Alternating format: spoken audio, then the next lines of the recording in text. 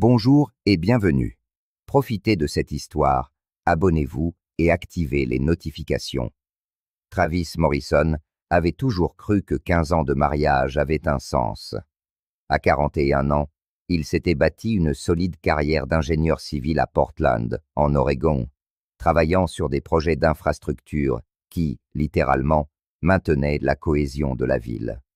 Sa routine était prévisible, presque réconfortante.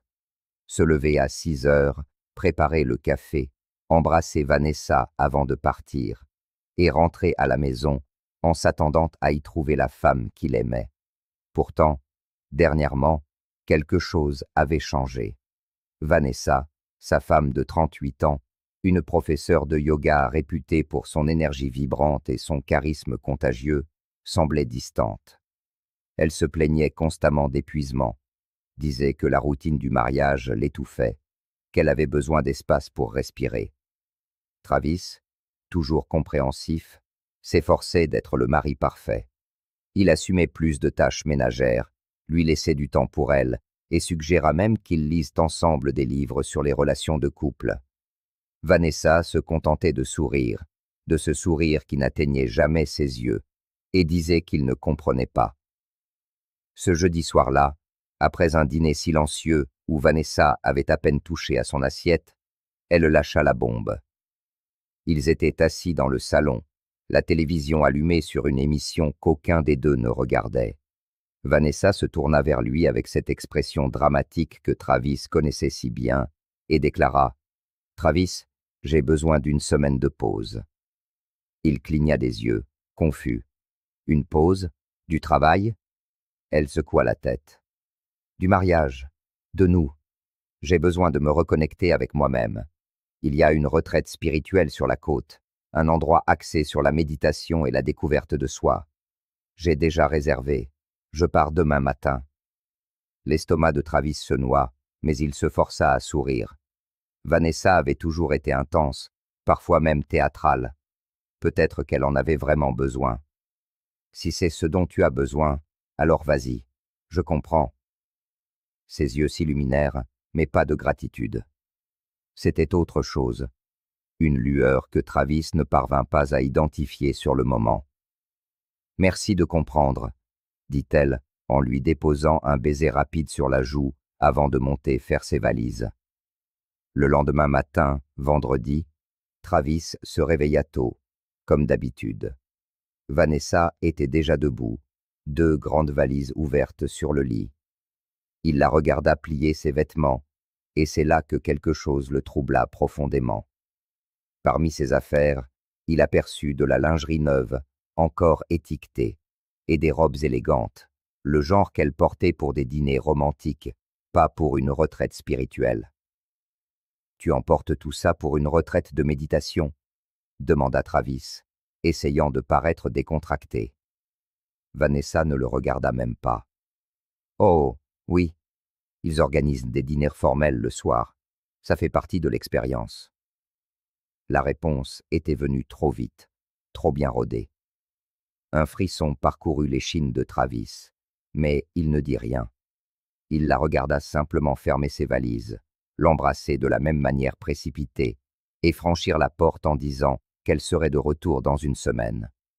Dès que sa voiture disparut au coin de la rue, Travis resta sur le seuil, le malaise se transformant en une inquiétude plus grande, plus urgente. Il n'était pas du genre à être suspicieux, mais il n'était pas stupide non plus. De la lingerie neuve, des robes de soirée, pour une retraite spirituelle, ça ne collait pas. Travis rentra, prit son ordinateur portable et ouvrit le compte GPS partagé de la voiture, qu'il avait installé des mois plus tôt, après que Vanessa s'était plainte de se perdre tout le temps. Il ne l'avait jamais consulté auparavant. Il lui faisait confiance. Mais maintenant, en faisant défiler l'historique des localisations des dernières semaines, son cœur se mit à battre la chamade. La même adresse revenait sans cesse, toujours les jours où Vanessa prétendait donner des cours de yoga supplémentaires ou voir des amis. Un complexe d'appartements de luxe dans l'est de la ville. Ce n'était pas un studio de yoga. Ce n'était la maison d'aucun ami que Travis connaissait. Il copia l'adresse, la colla dans Google Maps et fixa les images satellites. Un grand immeuble moderne, manifestement coûteux. Qui Vanessa pouvait-elle bien connaître là-bas? Travis ne perdit pas de temps. Il appela un ami, Dave, qui vivait dans ce quartier et travaillait comme agent immobilier. Dave, j'ai besoin d'un service. Et vite.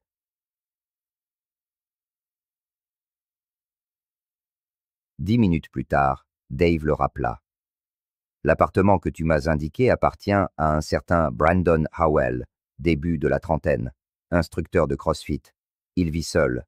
Les gens de l'immeuble disent qu'il a un petit faible pour les femmes mariées. Travis raccrocha, les mains tremblantes.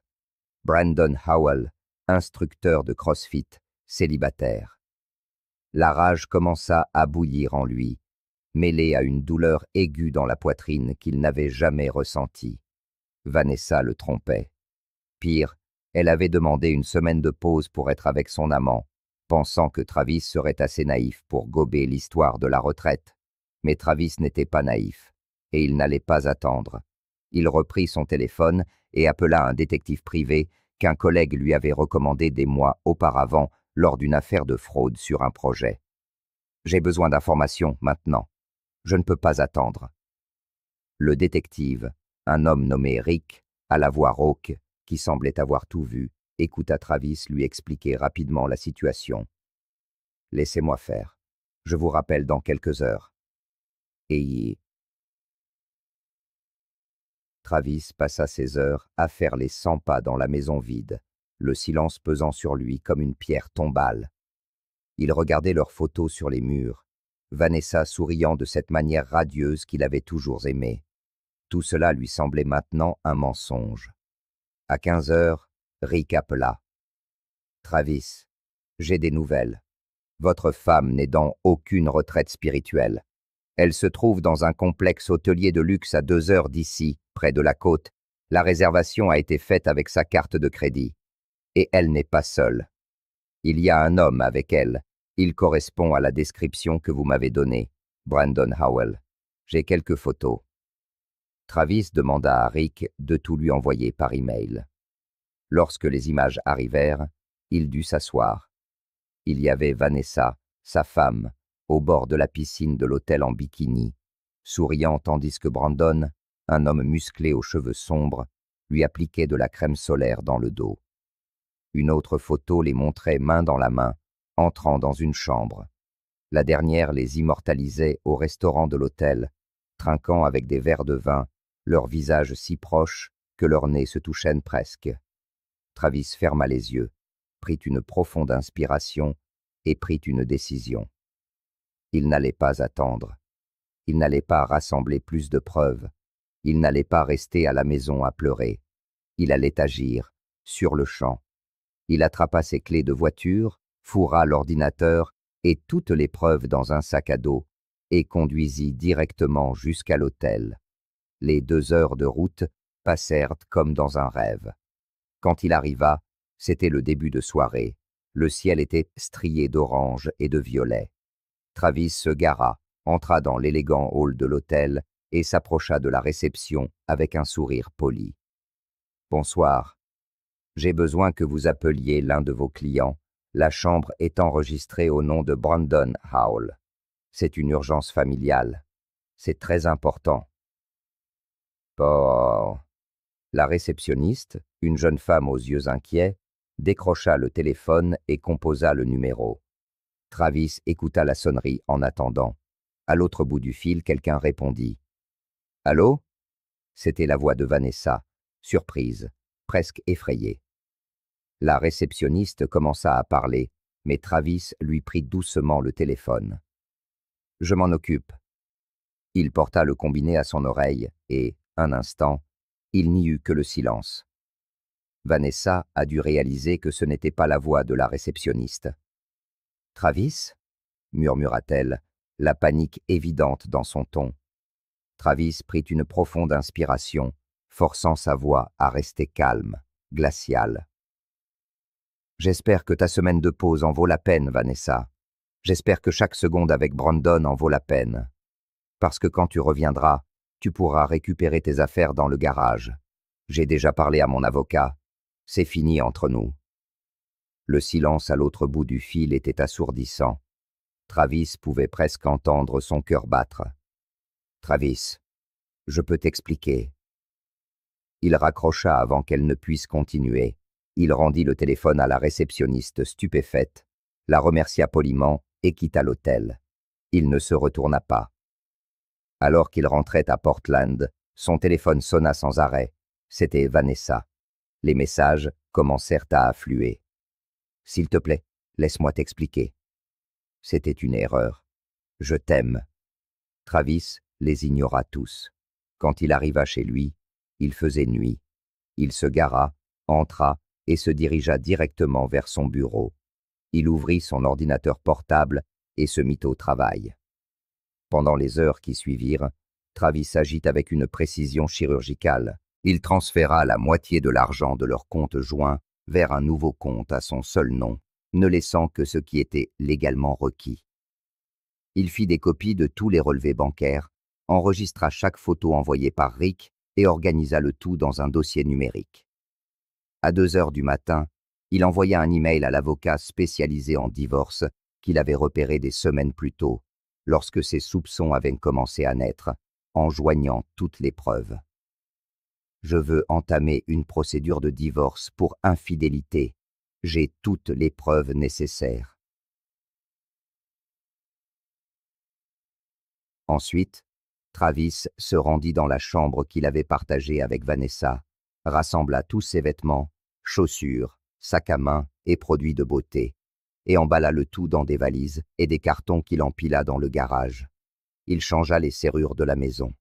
À 6 heures du matin, samedi, alors que le soleil commençait à se lever, Travis était assis dans la cuisine, buvant un café, épuisé, mais avec une étrange clarté d'esprit.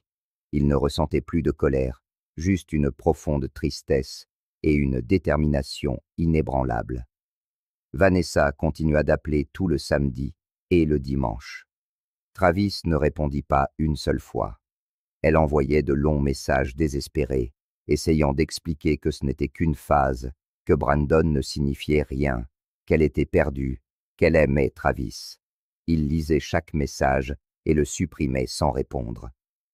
Le dimanche après-midi, Vanessa se présenta enfin à la maison. Travis la vit par la fenêtre, sortant d'un taxi, les yeux rouges et gonflés. Elle essaya sa clé dans la porte, mais la serrure avait été changée. Elle sonna avec insistance. Travis ouvrit la porte, mais ne la laissa pas entrer. Il se tenait sur le seuil, lui barrant le passage. « Travis, s'il te plaît, écoute-moi » commença Vanessa, la voix brisée. Il leva la main pour l'interrompre. « Non, tu en as assez dit. En fait, tu as assez menti. Tes affaires sont dans le garage. Les papiers du divorce arriveront cette semaine. Mon avocat te contactera. » Vanessa se mit à pleurer, essayant de s'approcher, mais Travis recula. « Tu as demandé une semaine de pause dans notre mariage. Je te l'ai donnée. Ce que je ne savais pas, c'est que tu l'as demandé pour pouvoir coucher avec un autre homme dans un hôtel de luxe, en utilisant notre argent, en te moquant de moi. Alors maintenant, Vanessa, je te donne exactement ce que tu voulais au départ. La liberté. Pas pour une semaine. Pour toujours. » Elle essaya de parler, mais il continua, sa voix ferme et tranchante. « J'ai travaillé toutes ces années pour t'offrir une belle vie. Je t'ai fait confiance. Et tu as tout jeté pourquoi? Pour un instructeur de CrossFit qui t'a promis quoi au juste? L'aventure? L'excitation? Félicitations, Vanessa. Tu as fait un excellent choix. » Il désigna le garage. « Tes affaires, prends-les et pars. » Vanessa le regarda, les yeux suppliants. « Et Brandon? Tu penses qu'il va rester avec toi maintenant qu'il sait qu'il est la cause du divorce? Tu crois qu'il veut de ce genre de responsabilité? Il va. » Travis eut un sourire amer. « Oh, à ce sujet, Brandon est déjà au courant de tout. Rick, le détective, a eu une petite conversation avec lui hier. Apparemment, Brandon ne savait pas que tu étais marié, ou plutôt, tu lui avais dit que vous étiez séparés. Drôle, non? Quand il a découvert la vérité, que je savais tout et que je divorçais, il a bloqué ton numéro. Personne ne veut jouer le rôle du méchant, Vanessa. Alors maintenant, tu n'as plus de mari, plus d'amant, et bientôt, plus de maison. Et Vanessa devint blême. Travis, tu ne peux pas faire ça. Il se pencha vers elle, la voix basse et contrôlée. Je peux le faire, et je le fais. Maintenant, dégage de ma propriété avant que j'appelle la police. Travis lui claqua la porte au nez et la verrouilla. Il l'entendit sangloter de l'autre côté, l'entendit rassembler ses affaires dans le garage, entendit le taxi revenir et l'emporter. Et puis, enfin, le silence. Les semaines suivantes furent un tourbillon de paperasse juridique et de réunions avec les avocats. Travis présenta toutes les preuves et l'affaire avança étonnamment vite. Vanessa essaya de contester, mais elle n'avait aucun fondement juridique. Les photos, les relevés bancaires, tout pointait vers une infidélité manifeste. Travis garda la maison et la plupart des biens. Vanessa n'obtint que ce que le juge estima équitable, ce qui n'était pas grand-chose. Travis partagea aussi discrètement la vérité avec quelques amis proches et membres de la famille. Il n'en fit pas un drame public, mais la vérité a une façon de se propager. Bientôt, la communauté du yoga où travaillait Vanessa commença à entendre des rumeurs. Certains élèves annulèrent leurs cours avec elle. Le studio où elle enseignait le plus souvent décida de ne pas renouveler son contrat. Vanessa tenta de donner des cours privés, mais sa réputation ternie rendit les choses difficiles. Elle finit par emménager dans un petit appartement avec sa sœur, joignant les deux bouts avec des petits boulots, luttant pour payer ses factures. 3 mois après la confrontation à l'hôtel, Travis était dans un autre lieu, au sens propre comme au figuré. Il vendit la maison de Portland, ne voulant pas garder les souvenirs, et accepta une offre d'emploi à Seattle. C'était un projet d'envergure, stimulant, exactement ce dont il avait besoin. Le déménagement fut une libération. Travis prit un nouveau départ dans une nouvelle ville, dans un appartement moderne avec vue sur le Puget Sound. Il se plongea dans le travail, mais commença aussi à mieux prendre soin de lui. Il retourna à la salle de sport, entama une thérapie pour digérer tout ce qui s'était passé et passa du temps avec de nouveaux amis. C'est lors d'une de ses sorties, à un événement de réseautage d'entreprise, qu'il rencontra Rachel. Elle était ingénieure en structure, intelligente, drôle, avec un sourire sincère qui illuminait ses yeux. Ils commencèrent à parler de ponts et d'infrastructures, et de fil en aiguille, cela se transforma en dîner et en promenade le week-end. Rachel était au courant du divorce de Travis. Il avait été honnête dès le début, et elle l'admirait pour cela, pour avoir eu la force de quitter une situation toxique et de reconstruire sa vie. Pendant ce temps, Vanessa était piégée dans un cycle de regrets.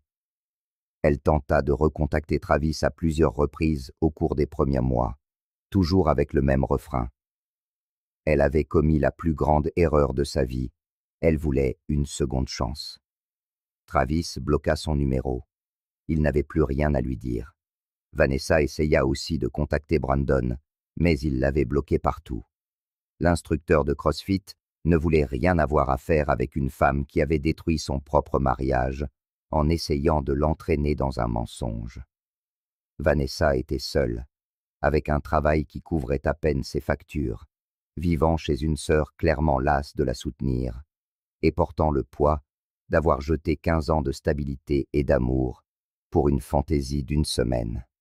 6 mois après cette fameuse demande de pause, Travis était assis dans un restaurant en bord de mer à Seattle, avec Rachel à ses côtés. Il revenait d'une randonnée dans le parc national olympique et Rachel parlait avec enthousiasme d'un nouveau projet au travail. Travis la regarda et sentit quelque chose qu'il n'avait pas ressenti depuis longtemps. l'espoir, la paix, un bonheur authentique. Son téléphone vibra, un message d'un numéro inconnu. « Travis, c'est moi.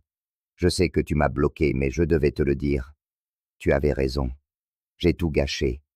J'ai tout perdu. La maison, mon travail, ma réputation. Et je t'ai perdu.